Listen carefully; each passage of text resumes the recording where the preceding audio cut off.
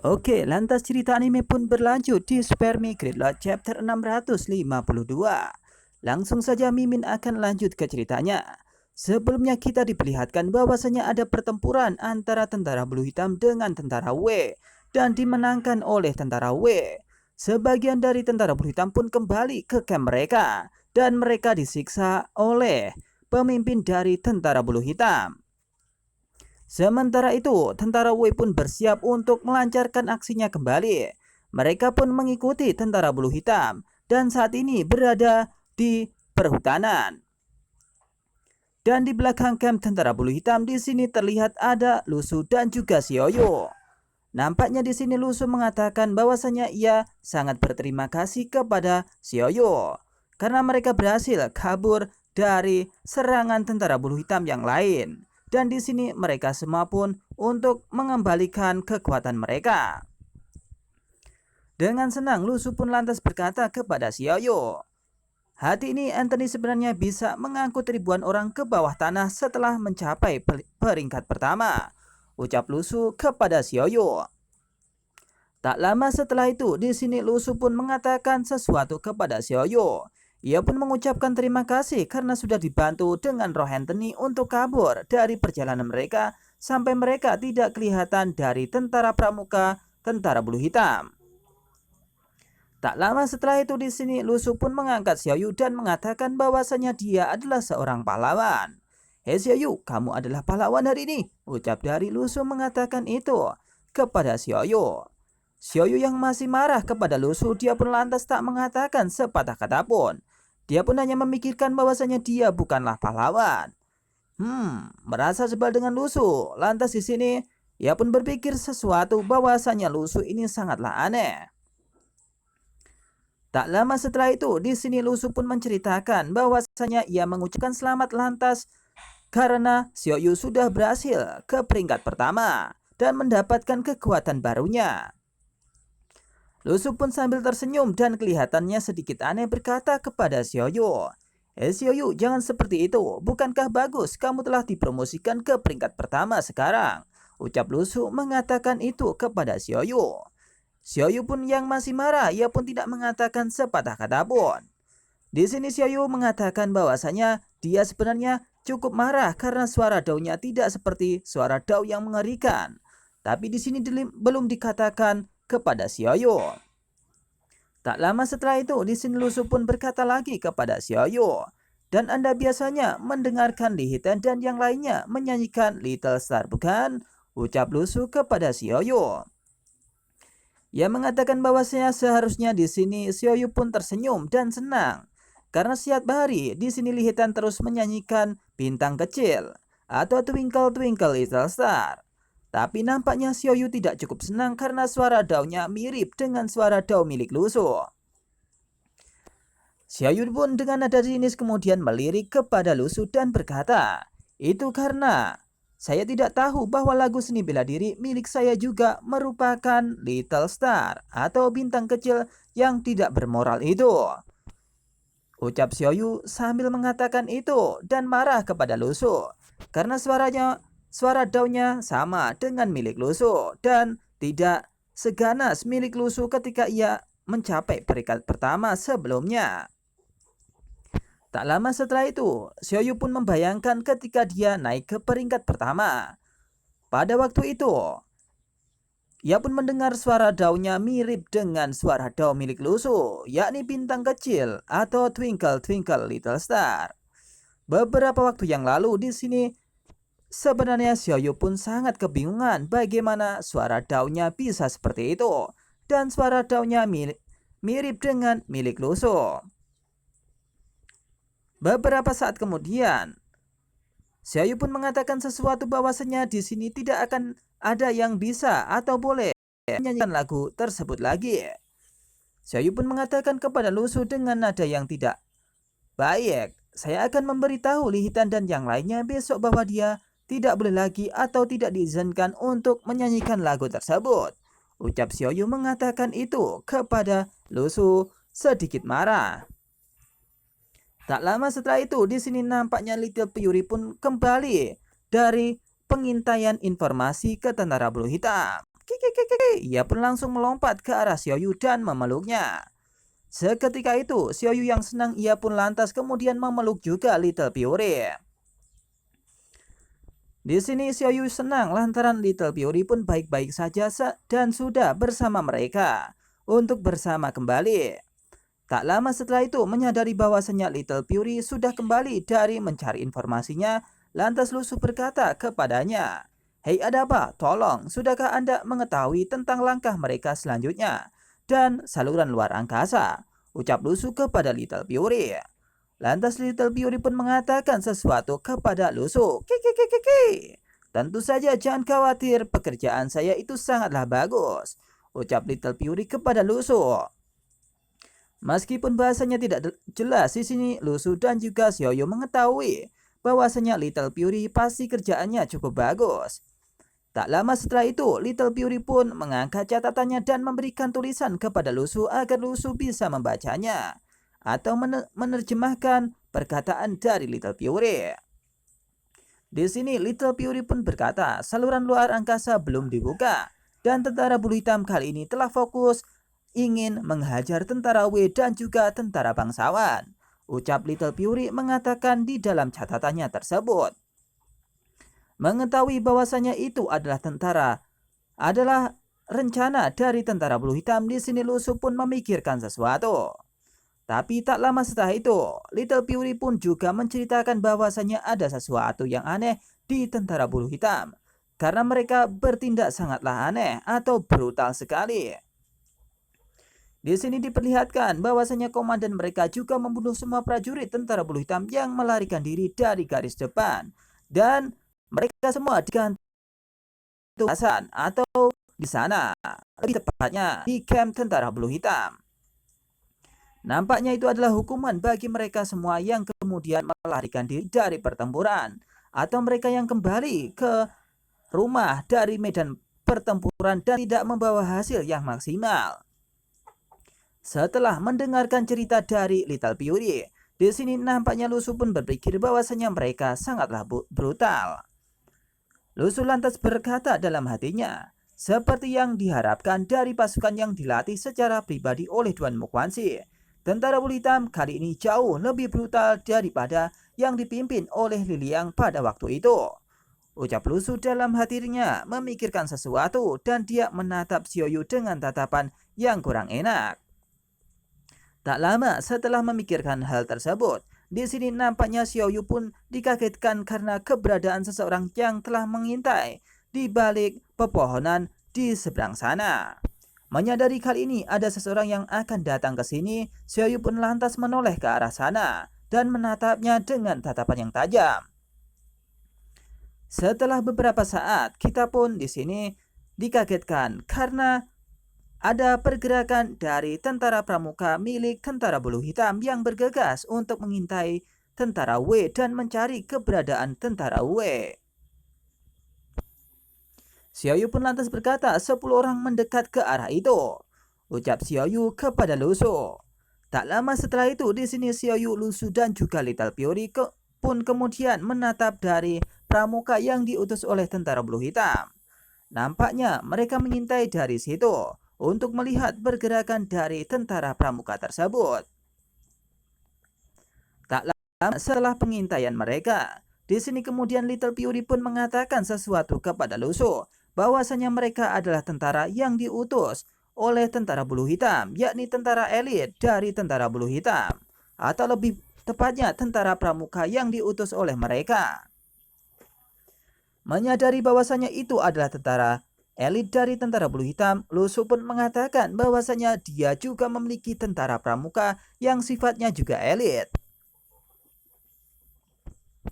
Lusu pun menjentikan tangannya sambil tersenyum dan dia berkata kepada Little Fury dan juga Xiaoyu, pengintai elit, kebetulan saya juga punya pengintai di sini. Biarkan Liu Yuzhou menemui mereka. Ucap Lusu mengatakan itu kepada mereka semua. Dan bahwasanya di sini pengintainya adalah peringkat pertama, yakni Komandan Liu. Tak lama setelah itu, Xin diperlihatkan bahwasanya 10 orang dari pengintai tersebut sudah datang di arah sana.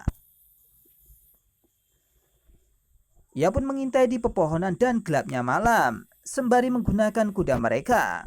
Nampaknya mereka adalah orang yang cukup elit dan diutus karena mereka memiliki kekuatan yang sangat luar biasa. Beberapa orang di sana pun berkata kepada temannya, "Berlari lebih cepat, jika tidak dapat menemukan tentara W dalam 3 hari, kita semuanya akan meninggoy," ucap temannya kepada temannya yang lain. Tak lama setelah itu, di sini nampaknya mereka pun berhenti. Ia pun mengetahui di depan sana tengah ada api unggun yang telah menyala-nyala. Lantas mereka pun berkata kepada temannya, "Hei, tunggu. Anda lihat, sepertinya ada nyala api di depan sana," ucapnya menunjuk ke tempat tersebut. Nampaknya di sini ia mengetahui bahwasanya itu adalah tentara W yang saat ini tengah beristirahat.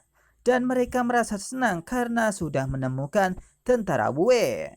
Salah seorang dari mereka pun berkata, "Tentara bulu hitam kita memerintahkan agar tembakan terbuka dilarang di alam liar. Itu pasti tentara Nanzo, mungkin Wu Weijun yang kita cari," ucap seseorang di sana mengatakan kepada temannya yang lain. Mereka sangat bersyukur ketika mereka sudah menemukan tentara Wei. Dan dia pun berkata lagi, "Jalan pergi dan lihatlah. Jika itu benar-benar mereka, maka bukan saja tidak harus mati, kita tidak harus mati, tapi juga kita bisa membalikan ikan asin atau membalikan keadaan."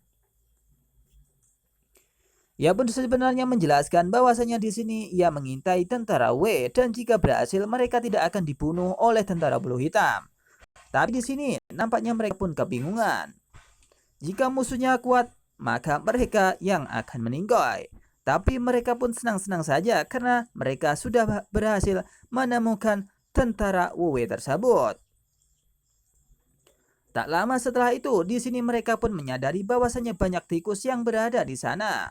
Ia pun lantas mengatakan, "Ngomong-ngomong, menurutmu jalan ini tampaknya ada terlalu banyak tikus yang ada di sini dan mereka terlalu aneh," ucap seseorang di sana mengatakan itu kepada temannya. Di sini sebenarnya ada 100 tikus yang kemudian mengintai mereka. Tapi mereka pun tidak panik karena itu mungkin tikus biasa. Lantas seseorang di sana pun berkata, "Ya, tapi itu hanya tikus dan berhati-hatilah," ucap orang tersebut mengatakan kepada temannya. Sebenarnya dia di sini mengetahui bahwasanya jambul tikus itu sangat aneh, tidak seperti tikus yang ada seperti biasanya.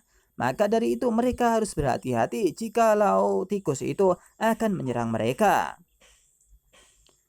Tak lama setelah itu, para pengintai pramuka tersebut pun mendekati nyala api yang ada di dalam hutan. Mereka pun bergegas menuju ke tempat tersebut dan mengetahui di sana tengah ada seseorang yang duduk bersantai di depan api unggun. Mengetahui seseorang ada di sana, lantas mereka pun menghadap-menghadap dan berusaha untuk mendekati kepada mereka. Lantas seseorang dari mereka pun berkata, "Apakah ada di bawah pohon itu?" ucapnya sambil bersiap untuk menyergap dari pengintai tentara W tersebut. Nampaknya di sini yang diutus oleh Lusu adalah Komandan Liu. Beberapa saat kemudian, seseorang dari pengintai tersebut pun berkata, "Apakah itu pengintai musuh? Apakah Anda ingin membunuhnya dengan satu panah?" ucap temannya kepada temannya yang lain. Ia mengatakan bahwasanya bisa saja dia memakai busur panah dan langsung memberikan telak kepada pengintai dari tentara W tersebut.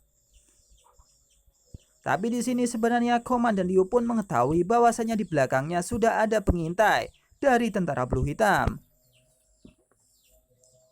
Tapi Komandan Liu pun santai-santai saja dan tidak menghiraukan dari musuh-musuh yang datang kepada mereka. Tak lama setelah itu, salah satu dari temannya pun mengatakan bahwasanya jika ia menggunakan busur panah, mereka akan ketahuan. "Hei, tenang, suara tali busur dan anak panah berbulu juga nyaring di dalam gelap. Lebih baik kita berhati-hati dan mengendap dan lebih mendekat kepada mereka," ucap salah satu temannya mengatakan bahwasanya ia tidak perlu menggunakan panah. Tapi mereka cukup mengendap-endap dan menghabisinya ketika dia sudah sampai di dekatnya. Tak lama setelah itu, mereka pun semua pun bergegas untuk mendekati Komandan Liu yang sedang berada tepat di depan api unggun tersebut. Kelihatannya Komandan Liu pun sendirian dan tidak ditemani oleh siapa-siapa. Maka dari itu, tentara pramuka pun bersiap. Jikalau musuhnya hanya satu, mereka akan mampu untuk menghabisinya. Seketika itu, tentara pramuka pun segera mendekat dan memberikan serangannya kepada Komandan Liu. Setelah sampai di dekat Komandan Liu, di sini salah satu dari tentara pramuka pun bersiap melancarkan tombaknya ke arah Komandan Liu. Tapi tak disangka tak dinyana, di sini sebenarnya Komandan Liu sudah mengetahui sebelum tombak itu sampai kepada Komandan Liu. Seketika itu Komandan Liu pun berdiri dan bersiap untuk memberikan tendangannya kepada tentara pramuka tersebut sampai ia terpental. Bas! Apa yang terjadi? Di sini nampak teman dari tentara pramuka itu kaget. Kenapa seseorang itu sangatlah kuat? Bahkan temannya sampai terpental jatuh di sana. Apa yang terjadi? Ia pun lantas kemudian tercengang. Temannya sudah ambruk di sana. Di sini ternyata Komandan Liu sudah berdiri dan melihat temannya atau teman dari tentara bulu hitam itu sudah keok. Tak berselang lama, di sini teman-temannya pun pada panik. Bagaimana mungkin tendangannya sekuat itu? Bahkan dia adalah seorang pramuka, mungkin kekuatannya setara dengan kita. Tapi kenapa kekuatannya lebih besar kemungkinan dari kita? Di sini Komandan Liu yang mengetahui bahwasanya jumlah tentara pramuka cukuplah banyak. Di sini ia pun lantas berkata, "Kalian sudah ada di sini, aku sudah lama bersamamu di kota Mengli." Ucap dari Komandan Liu mengatakan bahwasanya ia akan menggeretak pramuka tersebut dan akan menghajar mereka semua sekaligus. Tak lama setelah itu, dengan perkataan tersebut, tentara pramuka itu sangat sombong. Ia pun lantas bergegas dan berkata bahwasanya tidak boleh sombong. Engkau hanya sendirian dan saya memiliki banyaklah teman. Semua orang adalah pramuka, kamu sendirian jangan terlalu sombong nak, ucapnya berkata kepada Komandan Liu. Lantas mereka pun bergegas untuk menyerang Komandan Liu. Serang! Tak lama setelah itu para pramuka pun memberikan serangannya kepada Komandan Liu dan ledakan pun terjadi di sana. Boom! Ledakan itu mampu untuk memberikan getaran bagi tentara tersebut. Nampaknya tentara pramuka tersebut sangat kaget. Kenapa di sini ia sangatlah kuat? Ia pun bahkan tercengang melihat kekuatan dari Komandan Liu. Tak lama setelah itu, di sini nampaknya kita diperlihatkan bahwasannya di sana tengah ada Komandan Liu yang berhasil merilis kekuatannya. Ia pun merilis gelombang dunianya. Dan di sini nampaknya tentara pramuka pun sangat kaget. Bagaimana bisa tentara pramuka milik musuh peringkat pertama? Padahal mereka adalah peringkat ketiga atau peringkat kedua. Mereka yang kaget pun berkata dalam hatinya, apa yang begitu spesial dalam dirinya? Kenapa mereka hanya mengintai dengan satu orang saja? Ia memikirkan bahwasanya di sini, bahwasanya satu orang peringkat pertama sudah cukup untuk menghajar mereka. Lantas gelombang dunia milik Komandan Liu pun dilesatkan di arah sana dan bebas. Mereka pun panik dan kebingungan. Salah satu mereka pun berpikir dalam hati, pengintai tingkat pertama lainnya, pengawal militer Anda adalah master tingkat pertama. Terlalu banyak yang tidak memiliki tempat untuk menggunakannya, bukan? Ucapnya sangat khawatir karena di sini pengintai dari musuh, yakni adalah peringkat pertama.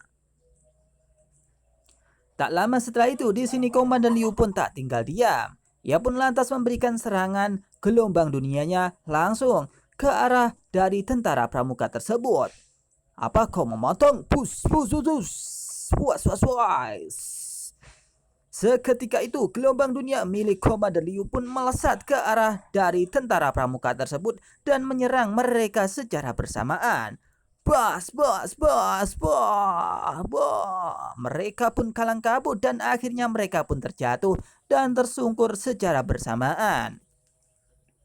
Nampaknya perbandingan antara kekuatan mereka dengan Komandan Liu pun sangatlah jauh. Sehingga dipastikan bahwasanya mereka sudah akan tersungkur jika melawan Komandan Liu. Tak lama setelah Komandan Liu pun memukuli mereka semua dengan gelombang dunianya. Di sini, lantas Komandan Liu pun mengatakan bahwasanya dia akan digiring ke tempat rajanya. Komandan Liu pun berkata, raja berkata dia ingin hidup, jadi tolong ikut aku. Ucap Komandan Liu kemudian mengikat mereka semua dan membawanya ke tempat dari tentara Wei dan juga rajanya. Beberapa saat kemudian, di sini semua orang pun sudah dibawa oleh Komandan Liu untuk menuju ke tempat persembunyian dari Lu Su dan juga Xiao Yu beserta tentara Wei yang lain. Tak lama setelah itu, di sini Komandan Liu pun datang dan berkata kepada bosnya, "Hai Yang Mulia, saya telah kembali," ucap Komandan Liu berkata kepada si bos Lu Su. Ia pun sedang membawa tentara pramuka yang diutus oleh tentara bulu hitam dan mereka telah diikat oleh Komandan Liu. Menyadari bahwasanya di sini Komandan Liu sudah membawa orang-orang pengintai tersebut, Lu Su pun nampaknya cukup senang. Ia pun lantas berdiri dan duduk di samping dari tentara pramuka utusan tentara bulu hitam tersebut. Lu Su pun berkata, selanjutnya saya mengajukan pertanyaan kepada Anda. Bisakah Anda menjawab pertanyaan tersebut? Ucap Lu Su mengatakan itu kepada kelompok pramuka tersebut. Dengan nada yang ketakutan dan gemetaran, dia pun lantas berkata, tentu saja, tentu saja. Ucapnya yang sangat bingung, kenapa anak muda yang tampan ini dijuluki sebagai raja atau yang mulia. Pikir dari orang tersebut memikirkan hal yang aneh. Mungkin ini adalah komandan dari tentara Wei. Kenapa komandan dari tentara Wei sangatlah muda dan cukup tampan? Tak lama setelah Lu Su pun menginterogasi orang tersebut.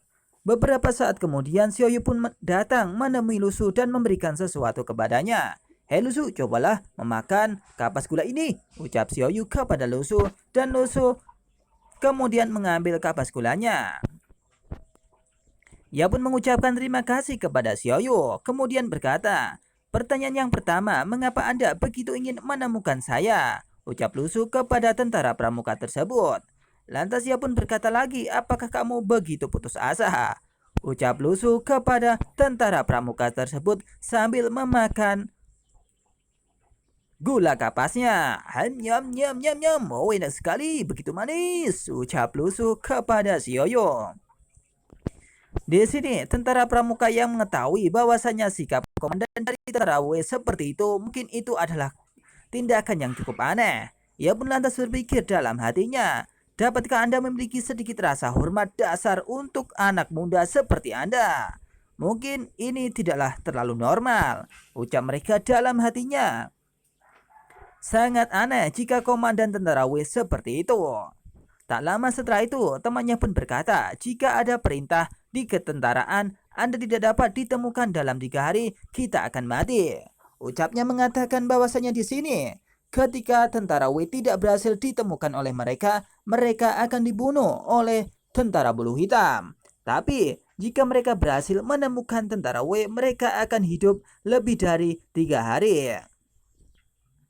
Di sini Lu Su pun lantas tersenyum. Dia pun berkata kepada tentara pramuka tersebut, "Tapi jika Anda menemukan kami, bukankah Anda akan mati lebih cepat?" ucap Lu Su menggetak orang-orang tersebut.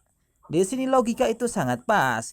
Ketika tentara bulu hitam memberikan waktu selama 3 hari untuk menemukan tentara Wei, jika mereka berhasil, mereka akan mendapatkan imbalan yang sangat besar. Tapi ketika tidak berhasil, mereka akan mati.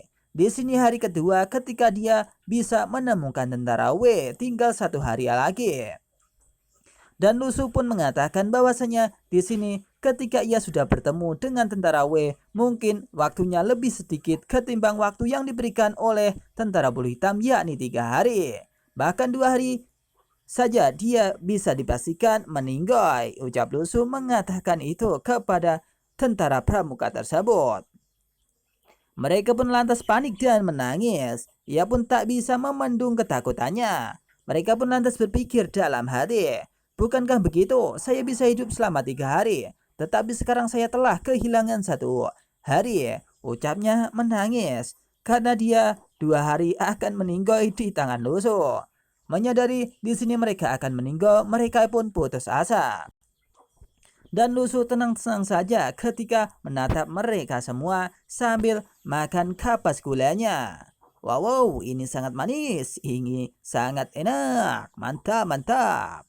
Lantas emosi negatif pun muncul dari mereka semua. Namanya yakni Linyu plus 999. Dan cerita pun berakhir di sini. Akan dilanjut di Spermi Gridlock chapter yang selanjutnya. Tapi ngomong-ngomong di sini, ada promosi dari chapter tersebut. Nampaknya ini adalah chapter yang sangat menarik dan kalian bisa menontonnya. Atau nanti akan dipromosikan di tempatnya Mimin. Atau Mimin akan menceritakan tentang kisah tersebut. Kalau sudah pernah ada yang tahu tentang cerita tersebut, bisa ditanyakan atau dituliskan di kolom komentar. Gambarnya seperti ini dan judulnya hampir mirip. Tapi kelihatannya sangatlah kuat. Dan berjudul The King Spare Your Life. Oke, terima kasih.